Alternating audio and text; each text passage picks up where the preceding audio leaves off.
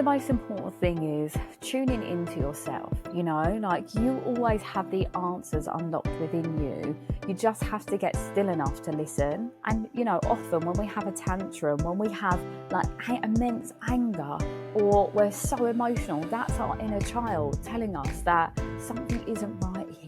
So listen to that little niggle wherever it is in your body, and get a pen and paper down and ask yourself, why am I feeling this? And that in itself will just create an opening for you to really explore and look deeper, because everything you feel on a surface level always is from a deeper rooted place. And when you can get to that understanding, that really is the gold dust.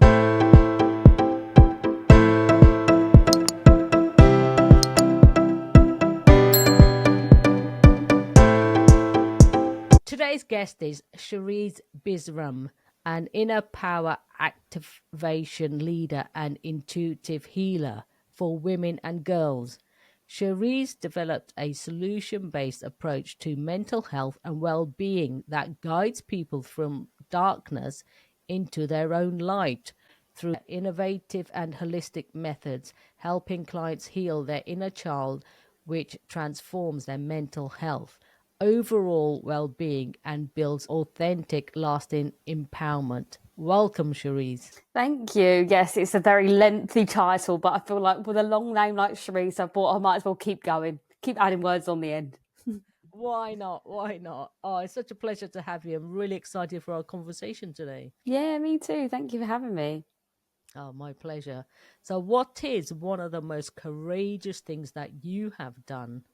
I think it's standing up for myself every time. And I think, there's actually a lot of layers to that in my life. I think I would call myself a courageous person in general, because I'm not afraid to say what needs to be said, and that even goes as far as, obviously I'm a brown person for anyone that's watching, and that often is frowned upon, isn't it, in family dynamics, that to speak up, it's seen as a naughty thing. But I think for me, when I see injustice or bad behavior, that's been something I've challenged across my life as a whole. And I would definitely say that's courageous of me. But I would say probably the most courageous thing was choosing to do this inner work and allowing myself to be vulnerable, because being courageous, as I said, is such a natural thing for me, that being vulnerable, I would say, was probably the biggest step.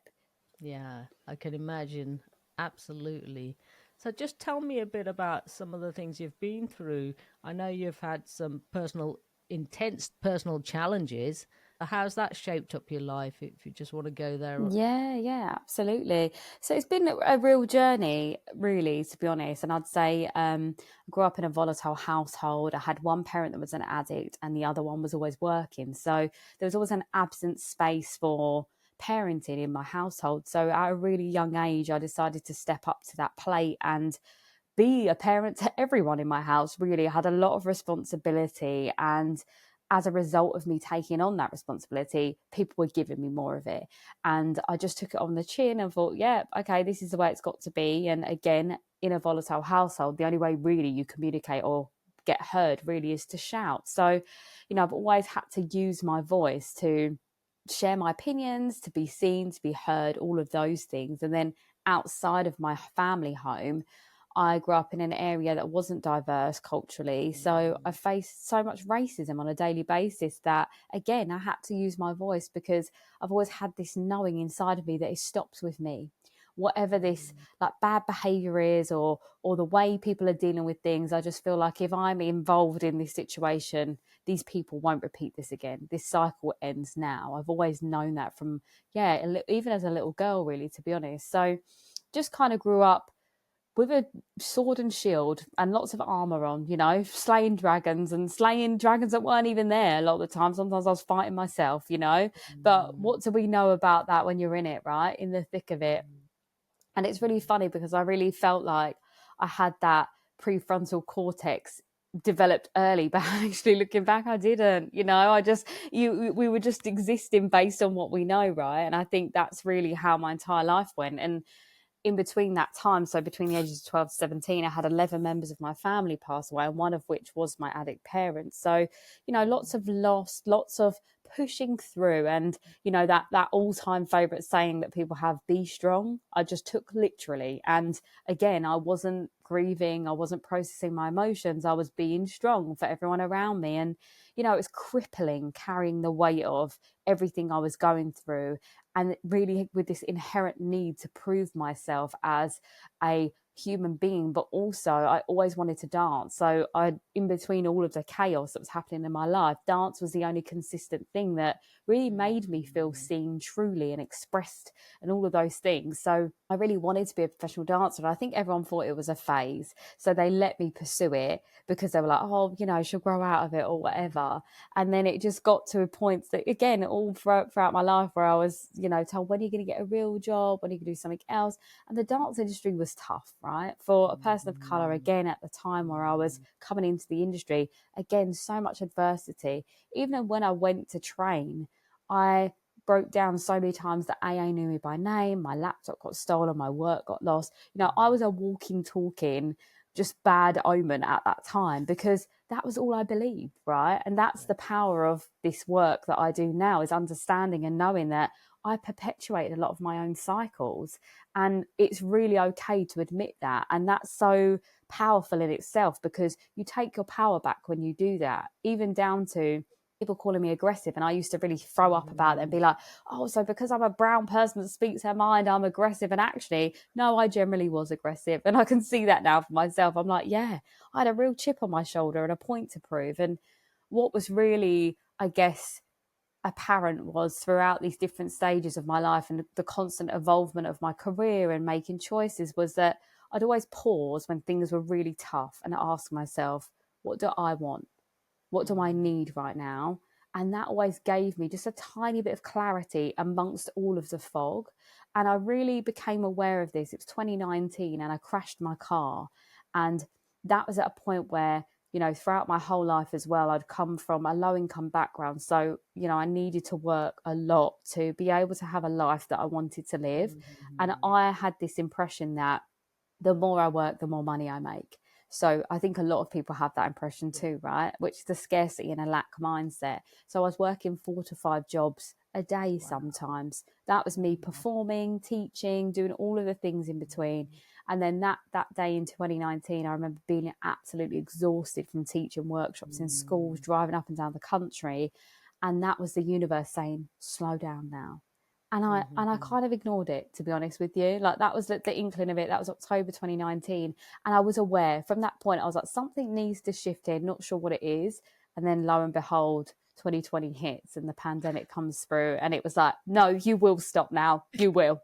And then as I stopped, an avalanche of emotions just overcame me. And I realized then that I'd been running my whole life from feeling my feelings and grieving.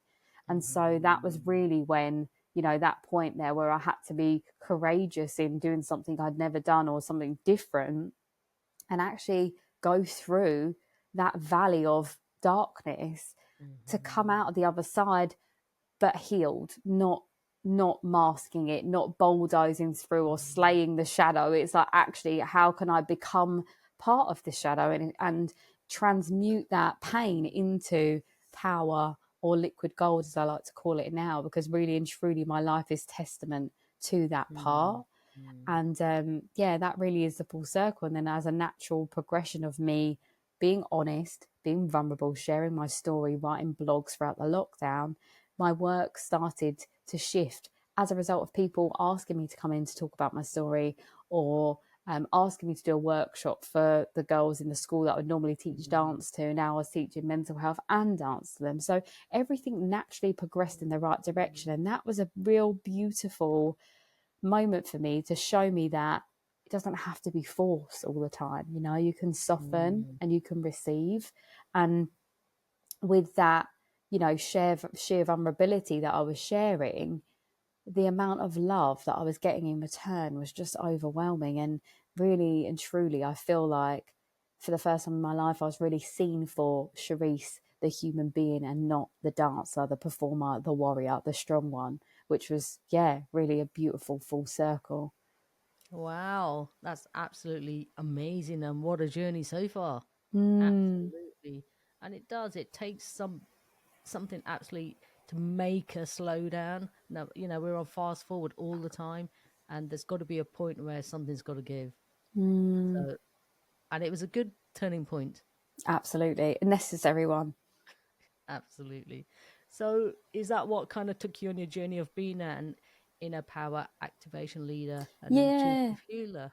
I would say that it's probably always been within me. I think I've always been really Mm-hmm. wise beyond my years because, again, when you go through hard things, you kind of develop that resilience. And I actually believe on like a spiritual level that our souls choose this life. So I believe that I was given the wisdom to be able to use these tools. But, in all of those moments I was speaking about where things were hard, there was something inside of me, like an inner power that was coming up to get me through it, whether it was the survival like mode that I was going through and the mechanisms I needed to be able to get to A to B, or whether it was, choosing to embrace the vulnerability and the darkness to come out the other side. There's always been these moments in my life where my inner power has risen, right? And I think I'm a double Leo, so Leo sun, Leo rising. I have so much fire in my body and my soul, right? So I feel like the title was really who I am, and I think that there's been these moments in my life where, especially in my family lineage, these cycles have been repeated over and over Yeah. again. So for me, it was like, I really am a cycle breaker here and I'm going first. And then, to add leader on the end made so much sense because it was like, yeah, I do. I'm a natural born leader in any situation. So of course that's that. And then as a result of softening, being vulnerable, doing this inner work, looking inward, I naturally was like connecting more to my spirituality. And then that was when I realized that I'd had these like intuitive healing gifts. And actually, when I take my clients through, the work with them on a one-to-one, I do take them through guided meditations and spaces where we're healing their inner child through the subconscious. And that really, for me, that's a spiritual gift. That is that inner, that holistic approach to mental health and well-being. It's that's me using my intuition to heal. So that's kind of where the titles come from, because it's just the truth, I guess. Yeah, absolutely. And inner child work is absolutely paramount. And I think some people, I don't feel they fully understand how important it is to heal ourselves. Mm. It's a shame, a real shame. It's I, always about looking inwards and not outwards. Yeah, and I was going to say, I don't even think it's like, I don't think it should be an option. I think that it is Mm, fundamental, especially for yeah. anyone that wants to be successful. There's Mm, no other way, is there? Otherwise, it's just a absolutely. massive wall that you're going to keep bumping into over and over again. Yeah, it's going to persist until you actually challenge it or work on it. Mm. Absolutely. Your mission is to provide actionable strategies that transform lives, enabling women and girls to unlock their full potential and thrive, creating a ripple effect for generations to come. So tell me a little bit about that. Yeah, I think, again, this is a combination of me using my lived experiences, but also Mm-hmm. tapping into the individuals themselves. So when I work with women on a one-to-one basis, it's very much a bespoke journey down to what they need. So the first thing that we'll always do is I'll ask them their story and what's happened to them. And from that, I'm able to get an understanding of where the soft points are, where the points are of real, true pain, so we can work through them. And more often than not, there's a mother wound and a father wound, or both, or not. There's a combination, or one or the other. There's always some sort of connection there, and that comes from the childhood experience. So based on my understanding of what they've been through, I then give them actionable tools that we work through together to be able to sort of unknot what they've been going through. So if you imagine that their trauma, their hardship is a knot, we're just untangling like one piece of string at a time. And lo and behold, more often than not, I'll do one little task with them and all of a sudden the whole knot unties. And then it's like, oh, okay, then we move up the chain and there's another knot. And then the beauty of my work is that when they find the tools that work for them, because we've gone through them, they can carry on with that their whole life, which is just so beautiful. Because my goal isn't to have someone with me forever. My goal is that I give them everything they need to be able to, process their emotions and feelings in their own way. And I get some really beautiful messages, even from past clients, to say, this has happened, I went through this, and you were like, your voice came in my head. That's my favorite quote, is when they say, your voice was in my head. And I'm like, yay.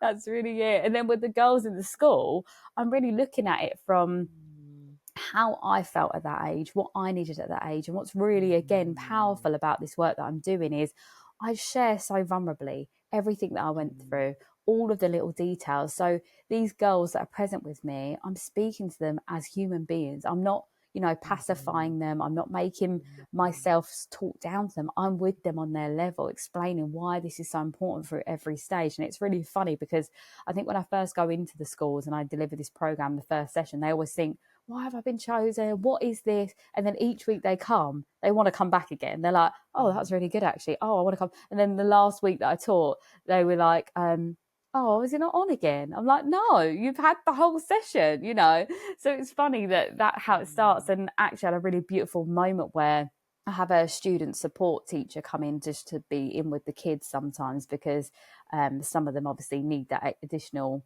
just person in the room.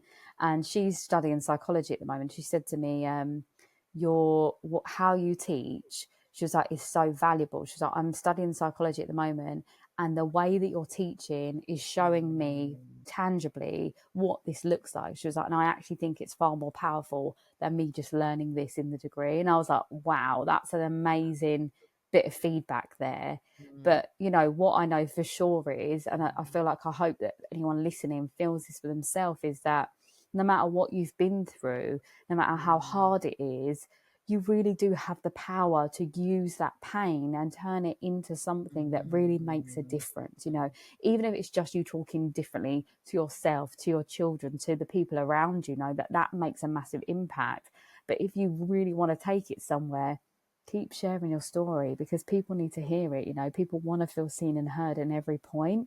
And this really is that for me. Like, I feel very overwhelmed in the most beautiful sense at the moment with how this work has really started to transform people's lives. Oh, that's absolutely beautiful. Absolutely Thank beautiful. you. Yes. And the quote is, isn't it our duty to help the smaller us? Absolutely. Exactly that. For our inner child to go back then, who did they need? Exactly that. That's exactly it. So how can one start trusting their intuition? Because I know, you know, intuitive healing is what you do. And how can one start trusting their intuition? Yeah, I mean, to be honest, I feel like this is something that everyone always knows and has access to.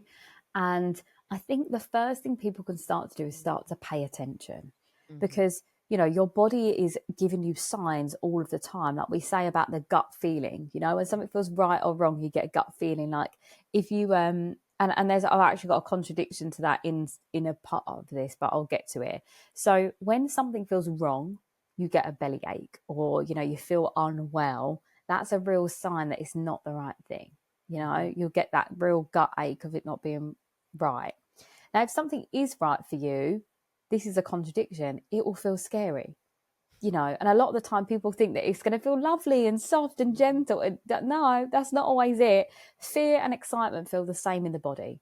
So that's something that you need to work through. But what I would say is, how can you take baby steps to that point? If it's like you're ready to go for a promotion and you're a bit scared, maybe it's that actually the first step isn't to apply, it's to go and speak to someone in that job role.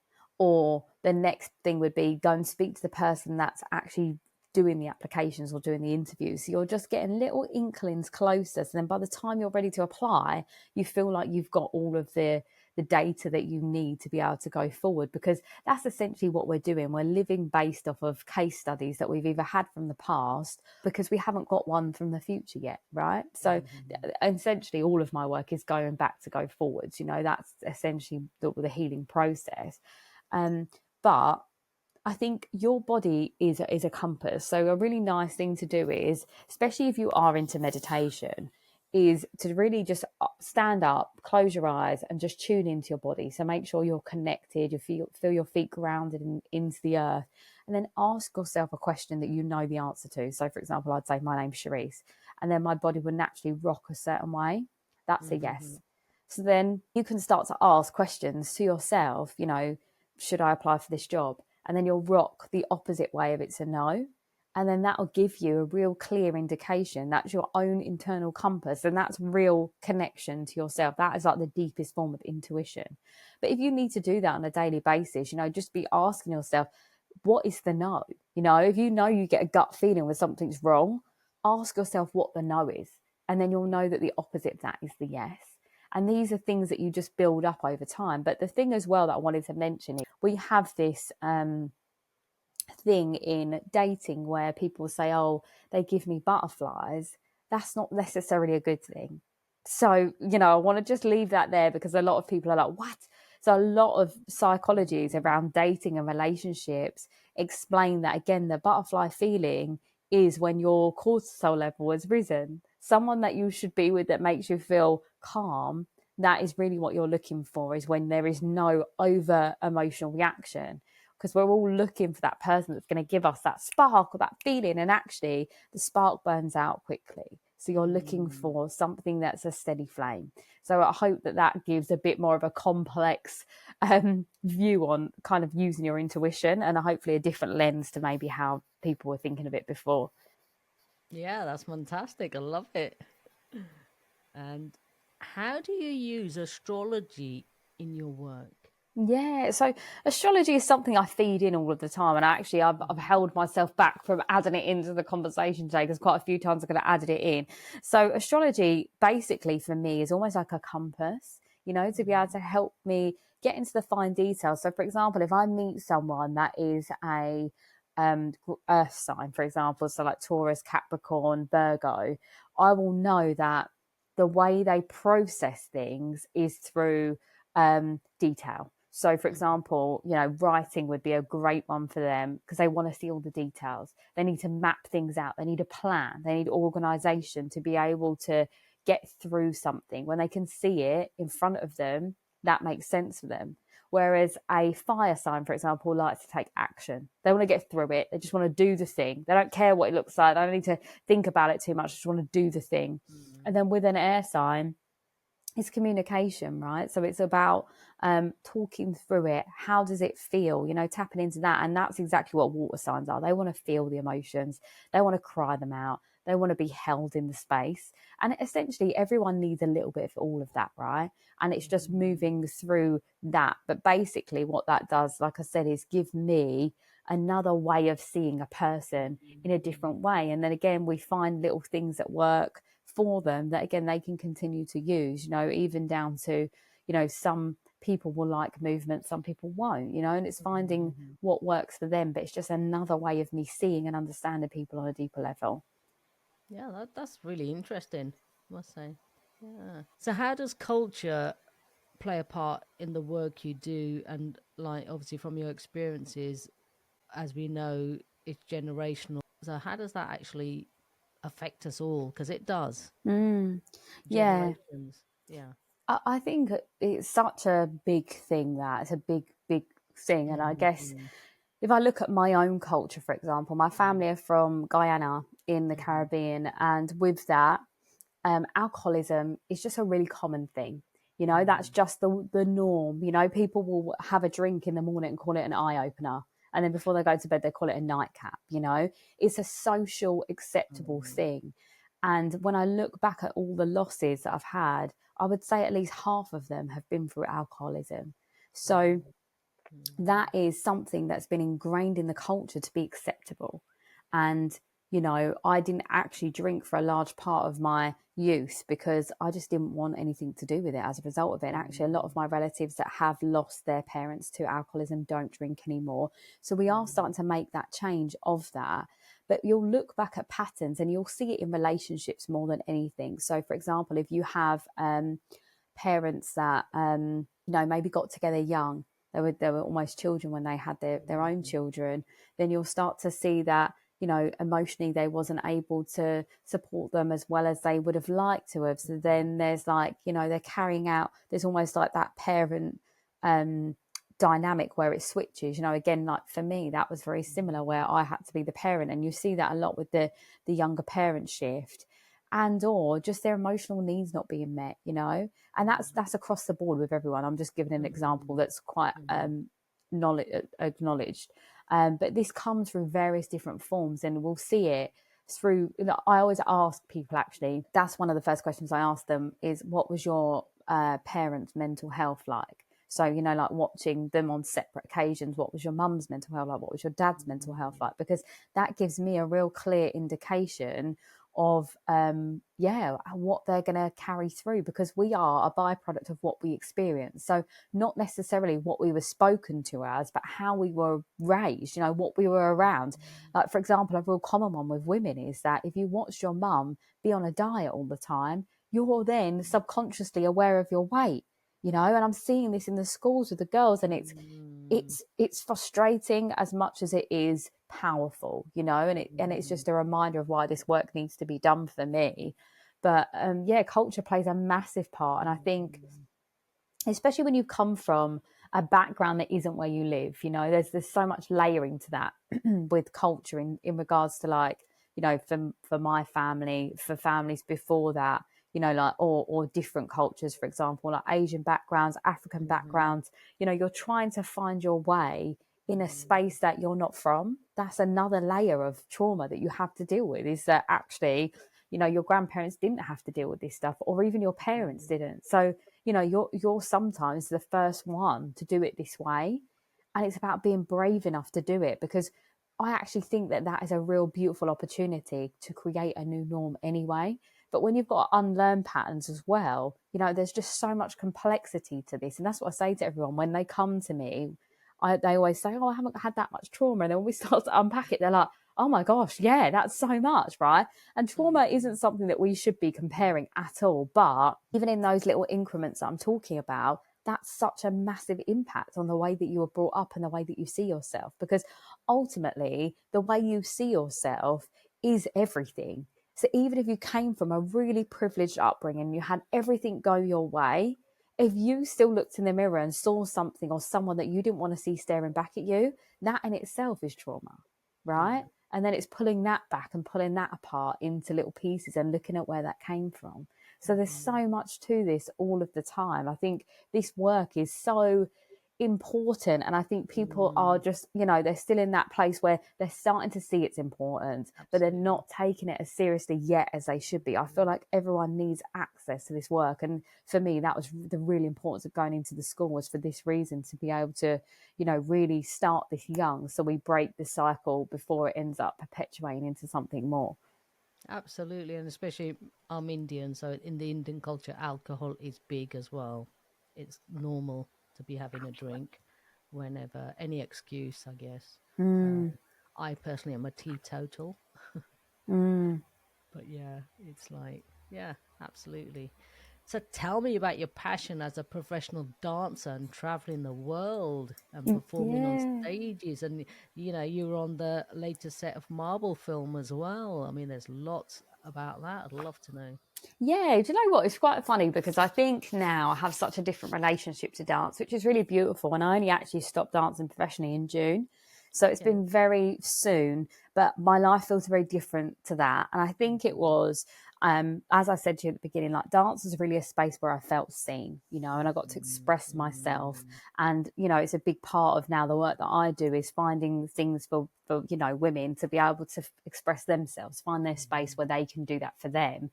I think when I was younger and I was dancing, it was really to prove a point that I could be something, and being a Leo, I wanted to be a star, I just wanted to be a star. And I feel like I achieved that, to be honest. And I think that that's actually something I carry through in this work now, is that I just own that quality, because I feel like how we see ourselves is exactly how the world sees us, right? So I just own that. I'm just now a star all the time, not for any other reason. But for dancing, I really loved, like, it was hard at the beginning, like finding my feet. But the moment I delved back into street dance, hip hop, and world dance styles, that was really when the world exploded for me in such a beautiful way. Like, I was getting really incredible opportunities and getting to choreograph some really cool stuff. Like, I got to choreograph for like Reading Festival, Wireless, and some of the other bits and bobs like that. And yeah, traveling, going through Europe, I got to go to Doha, the Philippines, like some really beautiful spaces. And dance for me will always be sacred because of that, because it really allowed me to feel special, I guess, when I didn't feel special myself, you know. But what I know for sure now is that was really all my ego. And that point was when I did the Marvel movie, and I'm a massive Marvel fan. So when I got to that point where I got to do the Marvel film and it didn't feel, I don't know, as incredible as I thought it would, that was really for me where I was like, I've put this on a pedestal my whole life. And like, I don't actually feel that fulfilled by it. Wow. So then that was like a real turning point. But what I will say is I loved sharing my movements. So choreographing and teaching was a really beautiful thing for me. And that was actually how this work started to become apparent to me, because a lot of the students that I was teaching, especially the girls, their parents would say to me, like, you've given her so much more than just dance. Like, she's, you know, come out like a brighter person. She's come out of her shell. You know, it's really lovely. And I actually taught boys as well. And I get feedback from them all the time, you know, saying to me, it's not just girls' lives you've impacted, you know, like you've impacted mine. So it's been really wonderful to see this all shift. And I used to teach at Pineapple Dance Studio. So I taught there for the last 2 years. And that was the very last thing I gave up, because I loved being in that space. I love being with people. You know, that's such a thing for me. Like, one of my real talents is holding space for people. And I think even using dance for that, just allowing people to feel seen and safe to express, you know, again, that's what I do in my work now. But you know, it looked different. So all of my skills, I guess, I've been able to transfer across into this work. So yeah, nothing feels like it was it doesn't make sense, I think, to a lot of people outside, but when they're in it, they're like, oh yeah, absolutely, I can see how that correlates, absolutely that. So yeah, I feel very blessed to have had the opportunities that I've had, but I've worked really bloody hard for them. So nothing was handed on a plate, let me tell you. I've grafted myself to the bone for this space. But yeah, I'm very proud of myself, in a very reflective space at the moment, just feeling proud of what I've been able to achieve and persevering through some really difficult times to be able to get to the softness. Absolutely, and you should be proud of yourself. Yeah. Absolutely. So I know we've spoke about your work, but tell me in more detail, what does that all entail, your work, and who do you help? I know it's women and children, but like you said, boys as well. So do you want to just recap a bit more on that, please? Yeah, so I think my dancing, I helped everyone more. So I was helping boys and children in that space, not obviously knowing I was helping them, but now as an inner power activation leader and intuitive healer, my focus really is women and girls, because I've only ever been a woman or a girl. So I can't, for me, give, I think, what men and boys need. And I know that, and I've had one of my friends. He does this work with men. He does it with everyone, but specifically men, for this reason, because he believes that men need a male mentor, and I completely agree with that. And that's why I hold that space for women and girls, because I've only ever been there. And there's some different increments, I think, and life experiences that we face as women and girls that men don't, right? And I think that richness of the hardship that maybe I've gone through, I feel like, is really what translates. So for women, I have my one-to-one sessions. So, you know, I work with women on a one-to-one basis. You know, I have either a 6-call sessions. So that's my Ignite Accelerator, and it's 6 calls, and they can take that as they like. Or I've got 6 months or 12 months. So in that space, obviously, that's the deeper healing space where I hold them through whatever transition it is they're going through. And, you know, really and truly, the transformations are phenomenal. Like, I can't even, when I started this work, I didn't even realize what I was capable of supporting people through. And to see people's lives just completely transform as a result, you know, even from just being in my energy, I have people that have instant shifts, and I'm like, they haven't even, they've just attended a free webinar and their life's changed. Do you know what I mean? So there's so much power in how I'm able to do this work, which I'm so proud of. And I now actually have a self-study that's available through my website. So for anyone that's interested but not quite ready to do the one-to-one work, they can just watch the sessions. They get the journal included with that, so they can work through it themselves, and they have lifetime access to that. So that's a really nice space. And then I'm working with the girls in the schools. So again, going into the schools, delivering my 6-week program, which is also the self-study. And that's kind of another thing that I'm layering on for the girls as well, is that to the mums, I'm saying, look, if you and your daughter want to have access to this space, it's a really great opportunity for you both to watch these sessions and to go through it, and then, as I said, lifetime access. You go back to that whenever you need it. That's always available. And then obviously with this, I'm a speaker, a mentor, as I said, and I also have my own podcast. There's lots of different layers of the work that I'm doing, but ultimately it's all just coming from me just being who I am and sharing my stories and my experiences to help people create these transformations for themselves. Absolutely fantastic. Yeah, and that's brilliant. And my next question is, you are the host of Permission to Shine. Tell me more about your podcast. Yeah, thank you. It's stories of overcoming to find self-empowerment. So, it will either be me or guests sharing their experiences to just, show people that this is all possible. And that's really the real importance of this, is that everything I am, if you came across my social media, everything's quite shiny.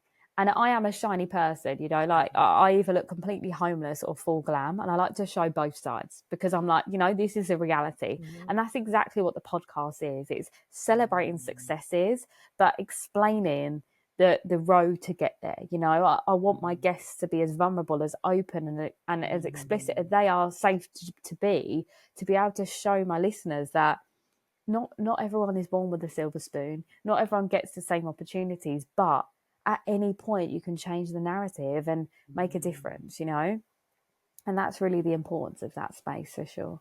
That's fantastic, and it's so true. Absolutely. And what is one of the most important lessons you've learned over your life so far?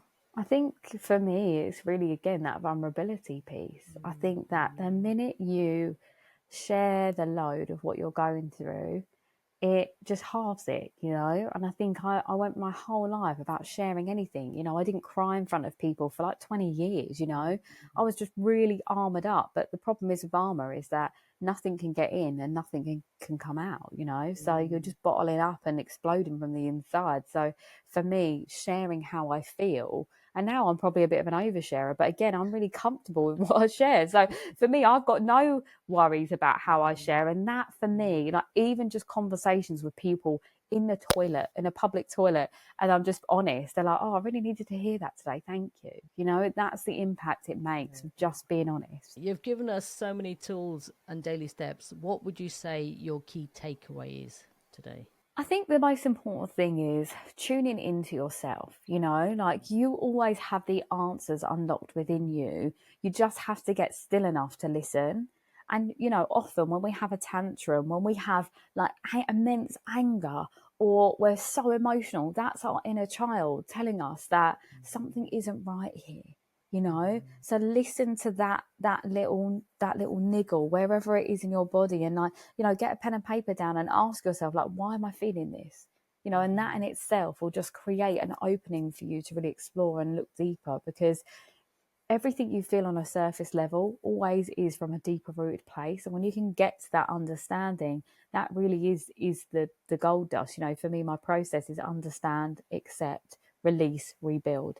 And it's literally that 4 steps that is what changes people's lives. Oh, that's really valuable. Thank you for sharing that. You're welcome. So where can the listeners find you online, your podcast? What's your website, Sherisse?